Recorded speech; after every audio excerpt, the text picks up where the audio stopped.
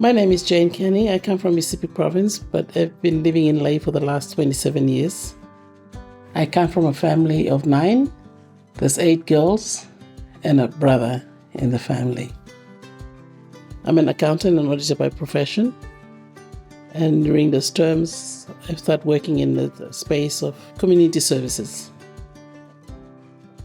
My father had impacted a lot in my life with his values of hardworking, tolerance, and dealing with a lot of people that had inspired me. Appreciation of tolerance and deep meaning of tolerance was also inspired by my hearing-impaired son, Paul. Coming from a well-off family and going to school, especially in Australia, I was the only dark girl in the school. I never saw color as an hindrance, but found it as a platform to compete. And that's also where my leadership role started. I became a prefect in the school. While working for one of the big accounting firms, I was able to inspire other young colleagues that came to work.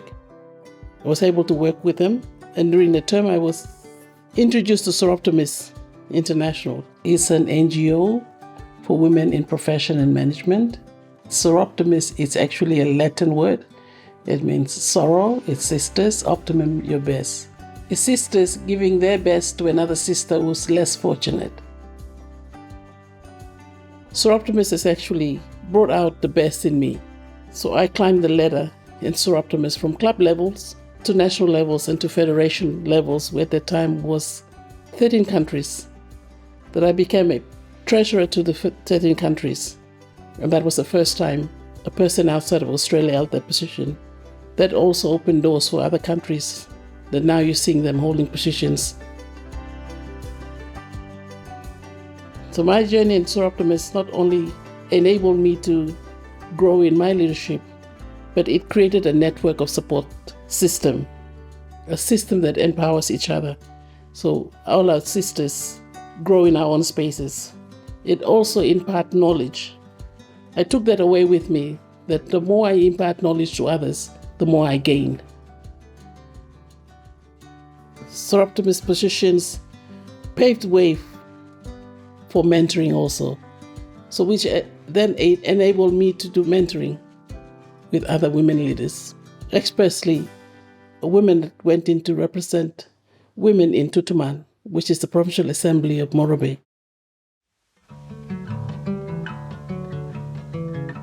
Time management, managing your home, and attending to a special need child, and then doing community service is what I did.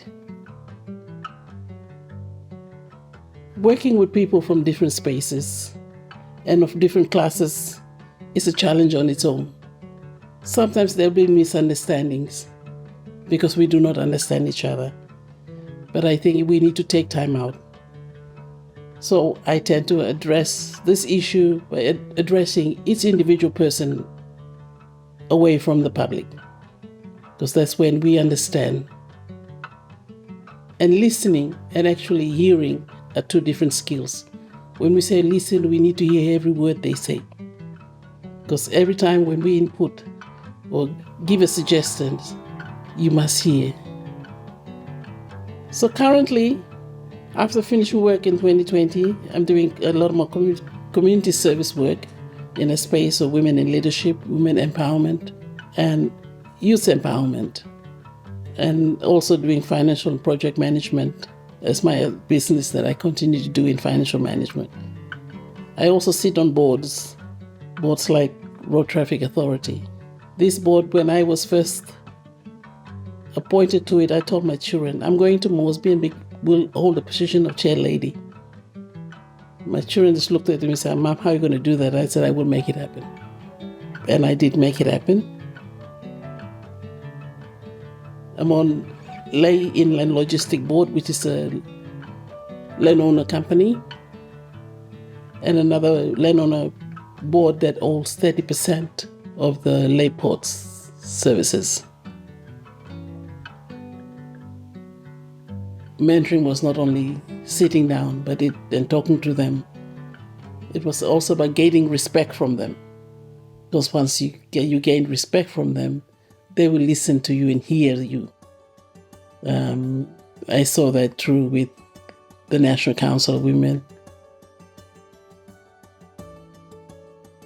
Having a network of supporting group is very important, because my strength could be your weaknesses, and your weaknesses is my strength. And if we start embracing that and not criticizing it, but embracing it, then we can learn to grow stronger. It becomes a stronger voice. So we are coming together as a collective individuals, but we are speaking with one voice that we want the advancement of women to be in positions. Because women, when they go in, they come in with bilums of children, the vulnerable people. It's a family in the bilums they come in with. So when they're in the leadership roles, they think about all those people they've got in the bilums that they're carrying. So that's why I always believe that. Because I had good mentors. In all my reports, when I was sitting in national levels, representing PNG to the Federation Board, I take my reports and send it around. And I think we need to be comfortable in our shoes to say, find a good buddy, a good sister, who can give you critiques on your report, and who could say, no, this. And that's when you can also grow as an individual person. I always believe that when you share ideas, you impart that knowledge to somebody, you gain a lot more in return. So my hope for the future is to see more women in leadership roles, be it executive and management. This also includes policymakers. And to work as collective individuals, but with one voice.